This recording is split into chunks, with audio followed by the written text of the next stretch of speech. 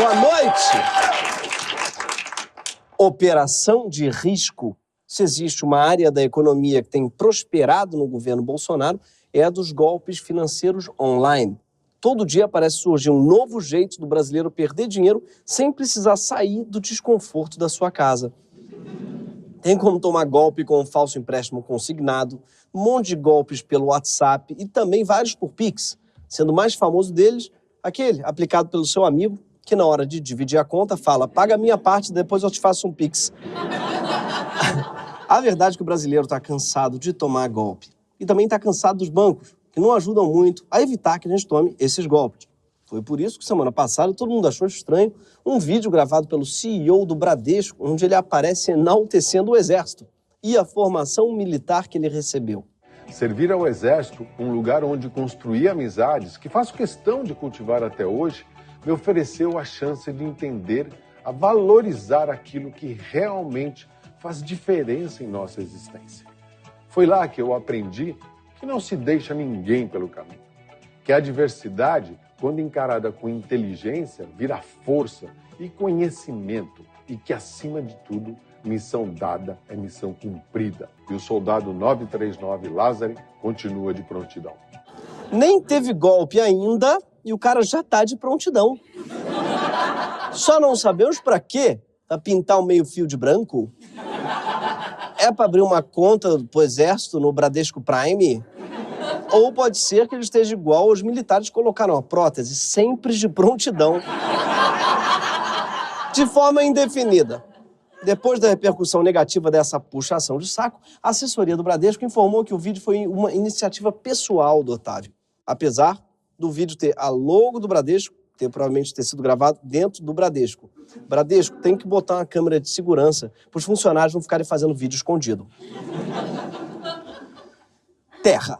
A vida é uma série de descobertas desagradáveis. Quando pergunto para uma criança o que ela quer ser quando crescer, ela responde coisas como bombeiro ou astronauta, até que ela descobre quanto ganha um bombeiro ou que um astronauta brasileiro tem tão pouca oferta de trabalho que precisa aceitar um ministério no governo Bolsonaro.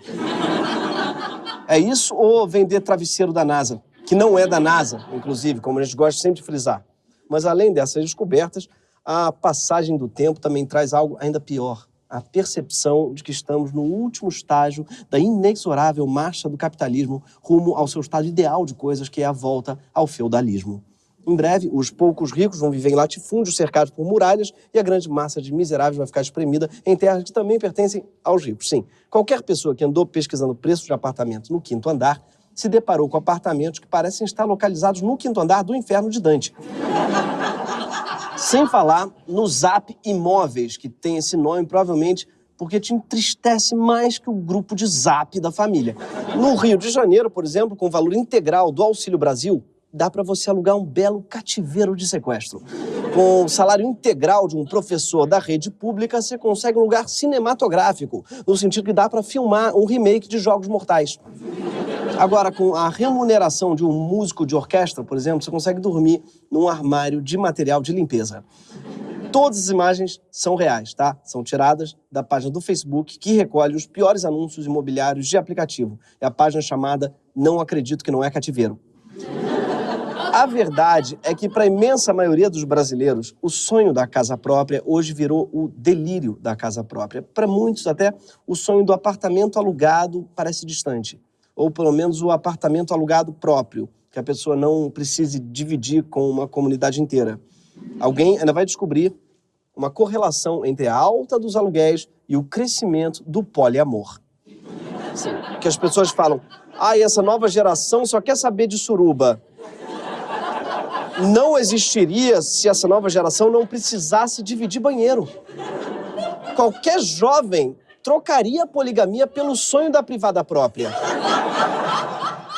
Se já parece distante o sonho de ter um quarto e sala próprio, imagina o sonho de ter um pedaço de terra para chamar de seu. E é disso que a gente vai falar hoje, de terra. Sim, de terra. Por mais distante o errante navegante, quem jamais te esqueceria? Terra, planeta, água. Terra, samba não é nada mal. São muitas canções, muitos sentidos para essa palavra. Terra, afinal, é o nome que a gente dá para aquele corpo de material inconsolidado entre o arenoso e o lamacento, geralmente marrom.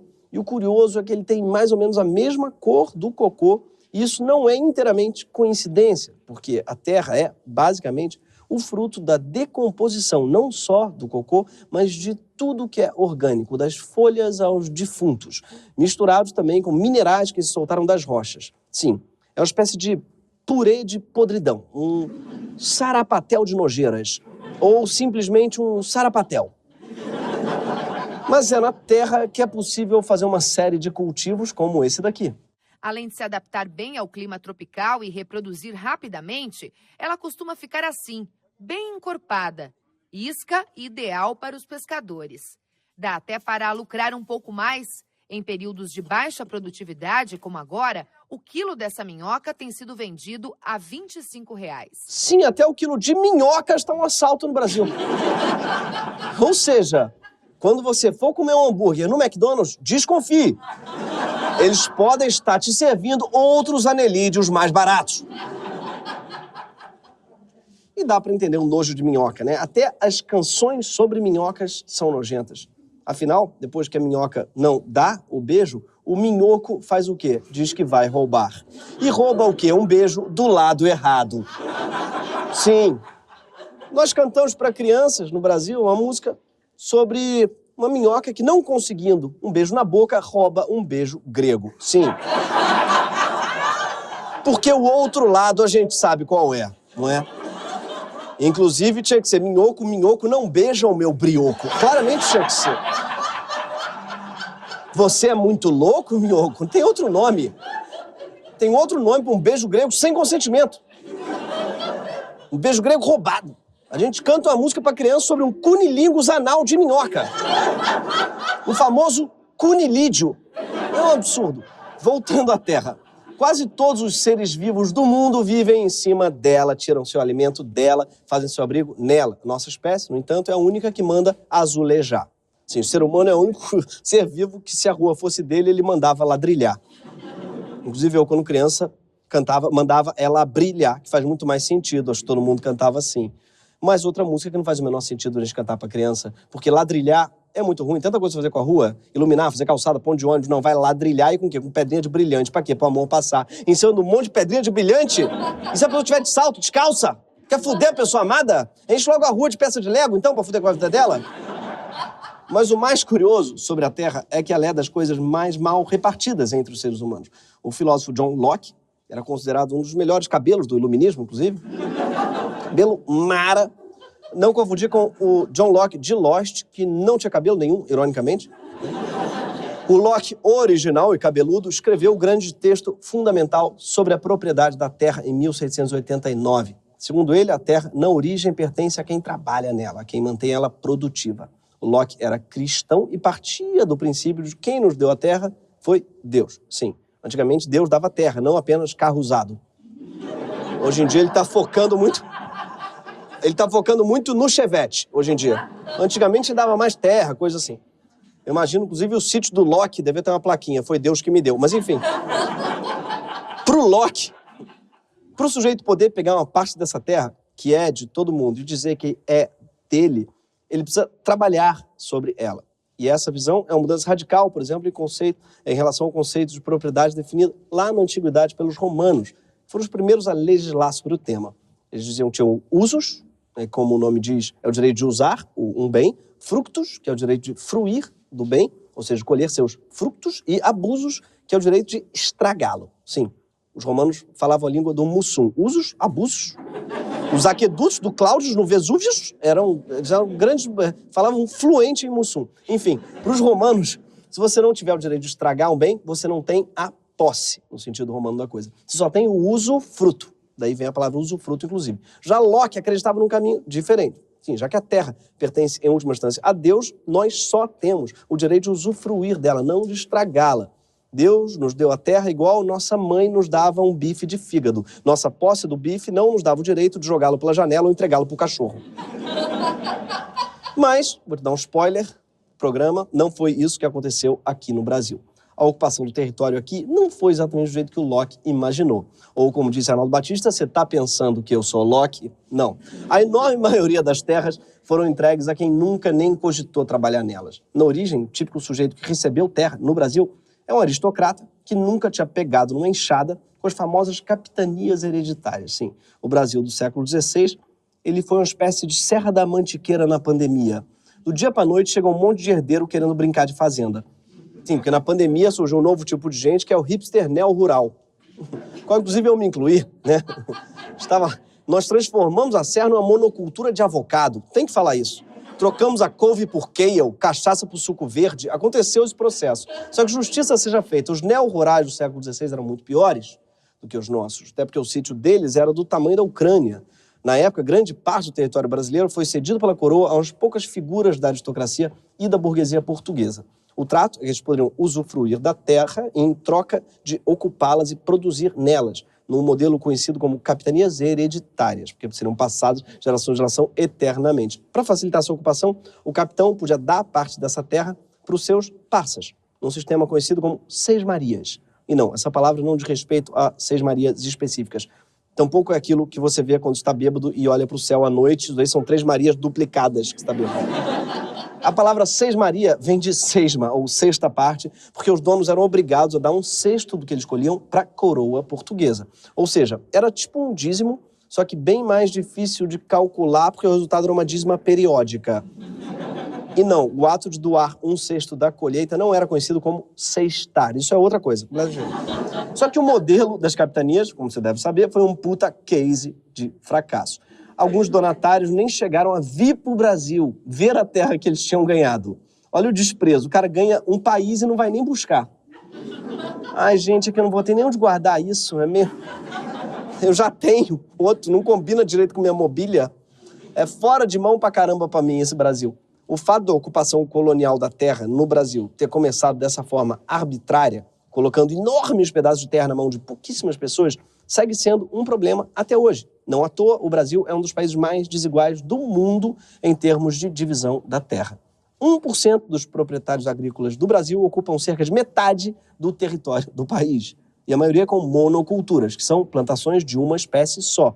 Esse modelo de produção, a gente já falou aqui, esgota a terra, mata o solo, porque os agrotóxicos e o desmatamento exterminam a população de fungos que tornam o solo fértil, além de dizimar os insetos polinizadores, como as abelhas, que já estão em extinção. Ou seja, a monocultura vai destruindo a terra, fazendo aquilo que o Locke dizia que não podia fazer.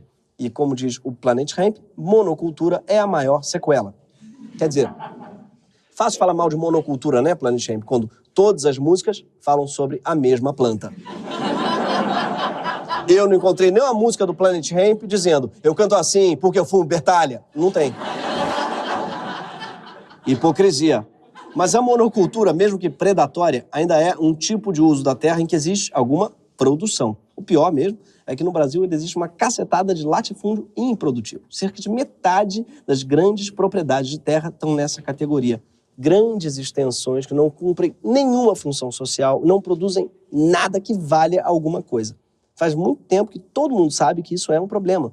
José Bonifácio, o patriarca da independência, ministro do primeiro governo do Brasil, em 1822, já defendia a reforma agrária para que mais gente pudesse viver da terra e mais terra fosse produtiva. Defendia também o reconhecimento da posse da terra por indígenas e negros livres, coisas que até hoje não aconteceram. Mas era um hipócrita, a gente precisa falar disso. Sim, o mesmo José Bonifácio, que defendia lá distribuir terra, libertar pessoas, prendia também 20 pessoas dentro de uma casa, todo ano, trabalhando para eles, para ganhar o quê? Estalecas. Ah, não é o Boninho? Ah, perdão. Confundi, tem que demitir minha assessoria, urgente. Na lei brasileira, o direito à propriedade não é absoluto. Tá? O proprietário, na lei brasileira, ele tem obrigações, inclusive a de respeitar o interesse coletivo, que hoje inclui, por lei, a utilização adequada dos recursos naturais disponíveis e da preservação do meio ambiente. E, claro, o uso produtivo dessas mesmas terras. Isso já está claro na Constituição brasileira desde 1934. E desde 1946 está prevista a desapropriação por interesse social da terra que não cumprisse as regras definidas pela lei. Já a Constituição de 88 definiu ainda mais critérios para que se fizesse reforma agrária desapropriando terras improdutivas. E o MST, então, começou a pressionar para que a Constituição fosse cumprida, inclusive com a ocupação de terras em situação ilegal. Desde então, graças à luta de muita gente, o Brasil assentou mais de 1 milhão de famílias em terras da reforma agrária. E essa distribuição de terras foi feita, na maioria das vezes, expropriando terras improdutivas e distribuindo essa terra para pequenos agricultores. Mas, mesmo assim, foi insuficiente. E o Brasil continua concentrando terra na mão de muito pouca gente. Hoje, mais de 100 mil famílias ainda esperam para ser assentadas. E nem seria muito difícil encontrar terras para elas cultivarem. Existem 729 pessoas físicas e jurídicas no Brasil que se declaram proprietários de grandes propriedades rurais, mas que têm dívidas acima de 50 milhões de reais com a União cada uma. No total, esse grupo deve 200 bilhões de reais para o governo brasileiro e tem propriedades de área suficiente para assentar mais de 214 mil famílias. Isso é quase 2 vezes o número de famílias que hoje estão acampadas no Brasil esperando por reforma agrária. Fora isso, continua existindo no Brasil uma outra atividade paralela, que é exatamente o contrário da reforma agrária, que é o roubo de terras públicas. Que é o roubo mais feio que tem, porque, como diz o ditado, feio é roubar e não poder carregar. E terra para carregar é pior que berimbau. Parece uma boa ideia na hora que você compra, né? Mas é dificílimo de despachar. Todo mundo que foi à Bahia já passou por isso. O carioca, o paulista que vai à Bahia sempre volta com aquele negócio de não despacha, aí fica no avião tentando... É um negócio... Terra para carregar, amigo, para despachar hoje em dia, é muito difícil. Mas o roubo de terra pública é uma atividade premiada no Brasil desde o século XIX, quando Dom Pedro II promulgou a Lei de Terras, que dava fim ao sistema das Seis Marias. Basicamente, Dom Pedro determinou que as terras que não tinham se tornado produtivas fossem devolvidas para o governo. São chamadas terras devolutas, um pedaço, cerca de 80% do território brasileiro, que voltou a ser do Estado. Eu amo esse termo, devoluta. Parece muito a palavra devolvida na boca de um personagem de Terra Nostra. Oh, tô te emprestando a caneta, mas tem que ser devoluta, capisce? Ecco. Só que, desde essa época, uma boa parte das terras que deveriam ser devolutas acabou ficando na mão de pessoas que tinham tomado posse dessas terras de forma ilegal. Sim, a Lei de Terras incluiu uma anistia geral para todas as ocupações ilegais ocorridas até ali, desde que, claro, o invasor tivesse dinheiro para pagar as altas taxas de demarcação, que era uma maneira de excluir os poceiros pobres e desapropriar quem não fosse rico. Foi a primeira vez, então, que o Estado brasileiro legalizou terras roubadas do próprio governo, beneficiando grandes latifúndios criados por criminosos. Infelizmente, não foi a última. Você já deve ter ouvido falar nos grileiros que vão invadindo terras que pertencem ao Estado, desmatando, loteando e vendendo. O termo grilagem vem do fato que eles colocavam escrituras falsas numa caixa cheia de grilos e o cocô dos grilos dava uma aparência mais amarelada e antiga para os documentos, tornando-os mais verossímeis. Sim, os grilos foram o primeiro filtro sépia do Instagram. Ainda hoje, os grileiros continuam avançando sobre terras que pertencem ao Estado. Mas que terras? Aquelas mesmas terras devolutas que a gente tem desde a época de Dom Pedro. Isso porque, desde então, boa parte dessa terra devoluta ficou a Deus dará, sem nenhum destino certo, deixando-a vulnerável à ação desses criminosos. Sim, o governo brasileiro fez tipo um donatário de capitania, não fez nada com a terra que ele pediu de volta. Então o Brasil, tadinho, foi desprezado 2 vezes. Isso deve ter fudido nossa autoestima. Um desprezo desse na infância é uma coisa deprimente. Pois bem, depois de roubar a terra, esses criminosos tentam legalizá-la e muitas vezes acabam vendendo a terra grilada para proprietários maiores que assim vão acumulando uma fatia cada vez maior do território nacional. E é por isso que a grilagem é o contrário da reforma agrária. Enquanto os assentamentos tiram terra improdutiva de latifundiários e transferem para pequenos agricultores explorarem de forma coletiva, como determina a Constituição, os grileiros tiram terra pública, ou seja, coletiva, de todos nós, e transferem para grandes latifundiários explorarem de forma privada, ou pior, deixarem parada para vender depois, fazendo a famosa especulação. Não é muito difícil no Brasil você legalizar a terra grilada, porque volta e meia, o governo brasileiro dá uma mãozinha para você. Teve o caso da Lei de Terras, que a gente já mencionou, mas tem exemplos bem mais recentes também. Em 2017, o Congresso transformou em lei uma medida provisória de Michel Temer que permitiu que muitos criminosos tivessem título de propriedade das áreas públicas invadidas até dezembro de 2011. Ou seja, ele premiou invasores mais uma vez com a posse permanente das terras e deu confiança para novos grileiros acreditarem que toda invasão pode ser transformada em posse no futuro por meio de influência política. O governo brasileiro é uma espécie de coach de grileiro. Vai lá, acredita no teu potencial, bicho. No fim, sempre dão posse. Se não deram posse é porque ainda não chegou no fim, bicho. No governo Bolsonaro, a coisa que já estava ruim ficou pior. Bolsonaro, que em tupi significa o que estava ruim piorou. Alguns projetos de lei que beneficiam grileiros estão avançando bem rápido. É o caso do PL 2633, já aprovado na Câmara, e o PL 510 do Senado, que mais uma vez anistiam quem invadiu terras públicas. Eles também dispensam vistoria na titulação de imóveis com até 1.500 hectares. O sujeito só vai precisar declarar que é proprietário, que a terra cumpre sua função social e é produtiva, o Estado confia. É o famoso confia no pai que a função social da propriedade garantida pela Constituição cai. Nunca o Brasil teve um governo tão simpático ao roubo de terra pública. E olha que Brasil, em tupi, significa governo simpático ao roubo de terra pública. Hoje, 44% do território do país é terra privada, enquanto 36% é pública, que está sob responsabilidade do Estado, mas que pertence a todos nós. Isso inclui parques nacionais e outras áreas de conservação, além das terras indígenas, mas não só. 1/6 das terras públicas, ou cerca de 54 milhões de hectares, são não destinadas. O que quer dizer que até hoje o Estado brasileiro não designou um uso para elas. Dá para entender? Essas terras foram devolvidas para o governo faz só 172 anos, é outro dia. Parece muito, não é nada, tá, gente? Em tempos de terra, se lembrar que a Terra tem 4 bilhões de anos, enfim, 170 anos foi ontem. E é justamente nessas terras públicas não destinadas que a grilagem come solta. E dessas terras, cerca de 90% estão num lugar bem específico, no coração da floresta amazônica. Hoje tem, só na Amazônia, mais de 50 milhões de hectares de terra pública, ou seja, mais ou menos 2 estados de São Paulo, esperando que o governo decida o seu destino. E aí que vem a grande pergunta que a gente precisa fazer como país. O que é que a gente acha que deveria ser feito com essas terras públicas nossas que ainda não têm um destino certo?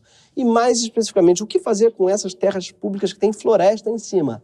Bom, segundo Locke, elas deveriam ser usufruídas por quem trabalha nelas. Mas mais do que isso, elas vão ser usufruídas por quem trabalha nelas sem destruí-las. Ou seja, por quem tem o usos e o frutos, mas não o abusos, como diria Mussum. E hoje está bem claro que quem faz isso são os pequenos agricultores e assentamentos florestais, mas não só. Quem faz isso, melhor do que ninguém, são as comunidades quilombolas e os povos indígenas, que são os verdadeiros guardiões da terra mais produtiva que existe, que é a terra coberta pela floresta em pé. E aqui entra uma explicação muito importante. Terras indígenas não são propriedades privadas, nas quais as pessoas podem fazer o que quiser, né? Minerar, por exemplo. Não, são terras que, por lei, elas precisam ser protegidas, que ficam sob a guarda coletiva de um povo que não pode simplesmente destruir tudo se der na telha. Tanto é que hoje, se você olhar para onde tem floresta preservada no Brasil, é basicamente em território indígena. Quase metade das áreas preservadas da Amazônia estão lá. Mas para que a floresta exista, os indígenas eles precisam trabalhar, sim. Porque a Amazônia não é uma mata selvagem. Ela é uma horta milenar dos povos originários. Sim, eu sei que horta milenar dos povos originários parece muito letra de samba enredo, mas é o que é. Sim, foram os indígenas que, ao longo de milhares de anos, cultivaram a imensa diversidade da floresta amazônica, ao domesticarem novas espécies de plantas, preservarem até hoje essa maravilha de cenário, esse episódio relicário. Não foi um artista num sonho genial, foi um indígena trabalhando. Recentemente, descobriram, por exemplo, centenas de geoglifos. São aqueles desenhos quilométricos no solo que às vezes dá para ver até do espaço. Só que no caso dos nossos indígenas brasileiros, eles não estavam fazendo isso para conversar com um alienígena. Segundo cientistas, eles manipularam a floresta para formar clareiras e se concentraram em árvores com alto valor econômico, tais como palmeiras, criando uma espécie de supermercado de produtos florestais úteis. É tipo um gigantesco Ceasa, só que gratuito, orgânico e sustentável. Além disso, segundo cientistas, foi também o indígena brasileiro quem criou a famosa TPI, ou terra preta indígena. A TPI é uma terra super fértil, é perfeita para plantar. Por causa de séculos de trabalho indígena, o solo é muito rico em fósforo, cálcio, zinco e manganês. Ele é até 100 vezes mais fértil que os solos ao redor. A terra é tão fértil que pesquisadores e especialistas chamam de Mr. Catra, não sei porquê.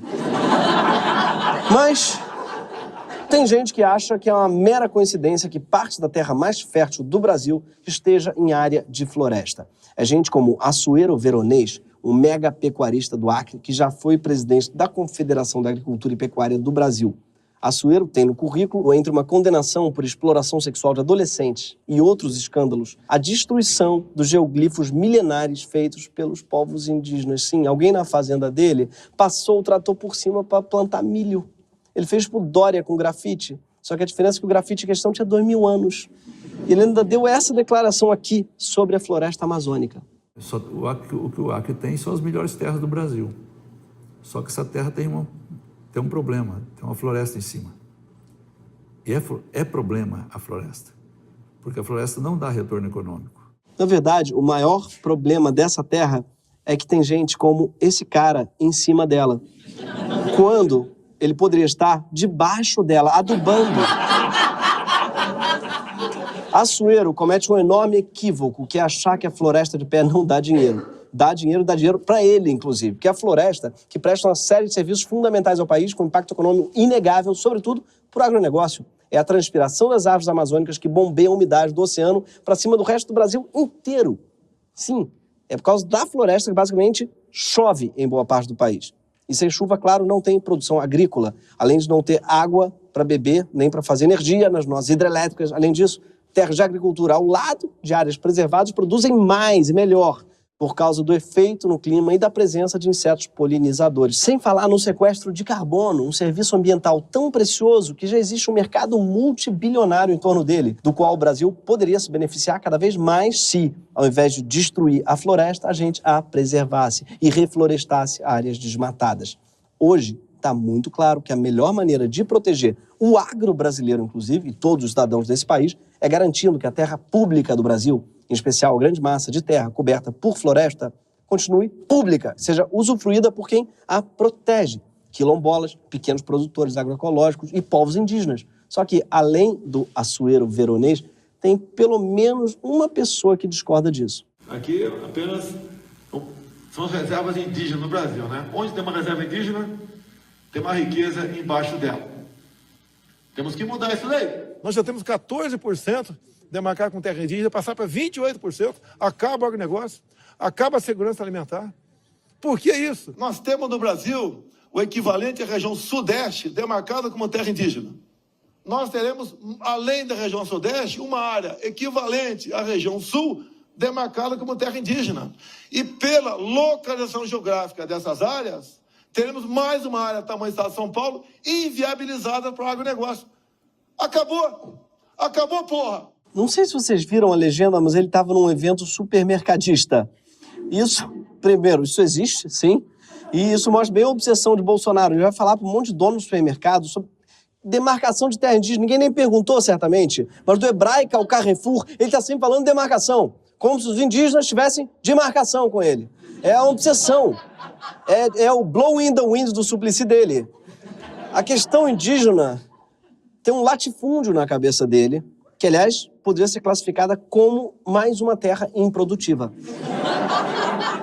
Mas, falando sério, não existe essa incompatibilidade que ele aponta entre o agronegócio e a terra indígena, muito pelo contrário. Até porque não é terra, espaço que falta para o agronegócio. Várias lideranças do agro reconhecem que não precisam de mais terra para aumentar a produção. O que Bolsonaro está defendendo, na verdade, é que continue sendo fácil roubar terra. E ele está facilitando esse roubo, na prática, não só pelo apoio a projetos de lei que anistiam grileiros, como a gente já disse, mas também pelo completo abandono das terras públicas da Amazônia.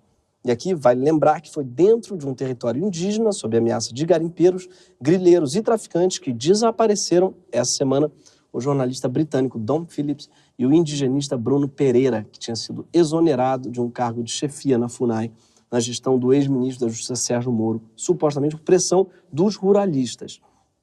Depois do desaparecimento de Dom e Bruno, o Exército simplesmente se negou a prestar apoio imediato e procurar a dupla, dizendo não ter recebido ordens do escalão superior. Bolsonaro ainda culpou os dois profissionais, afirmando que eles tinham se colocado numa aventura não recomendável. Hoje, nossas terras públicas estão assim, cheias de bandidos que ameaçam e matam quem tenta protegê-las, muitas vezes com apoio tácito das maiores autoridades do país.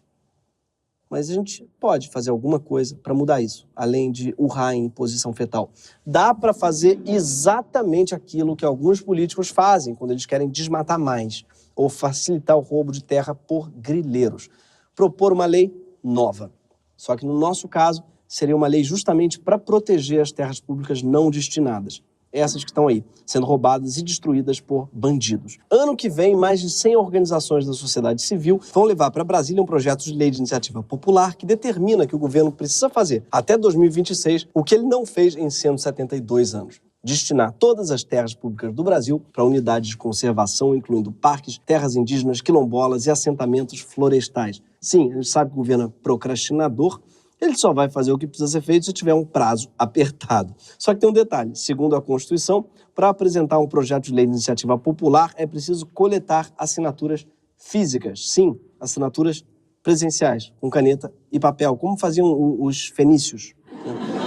Para participar da campanha, você precisa entrar no site amazoniadepé.org.br, vai baixar uma ficha de assinatura, imprimir e levar para todo mundo que você conhece para coletar as assinaturas e depois mandar por correio para os organizadores. Sim, eu sei que você está pensando, tem que usar papel, então eu vou matar a árvore para salvar a Amazônia. Não faz sentido. Faz, porque o papel não mata a árvore, gente. Quer dizer, mata uma árvore para fazer 10 mil folhas. Então isso não é desculpa, ou seja, vamos usar de 5 árvores para salvar 1 bilhão e essas árvores vão adorar ser mártires de uma causa maior.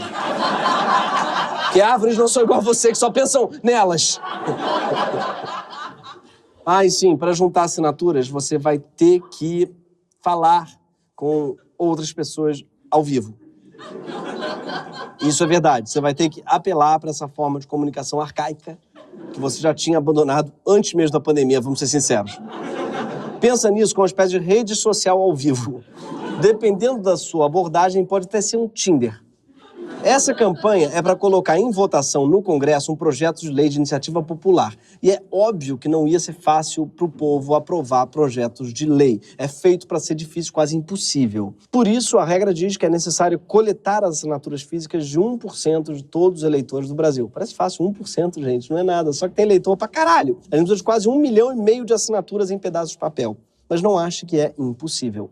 A lei da ficha limpa, por exemplo, foi proposta pela população. A lei dos crimes hediondos também. Todas elas precisaram coletar centenas de milhares de assinaturas físicas para serem apresentadas aos parlamentares. Por outro lado, tem gente que tenta coletar as assinaturas físicas e não consegue.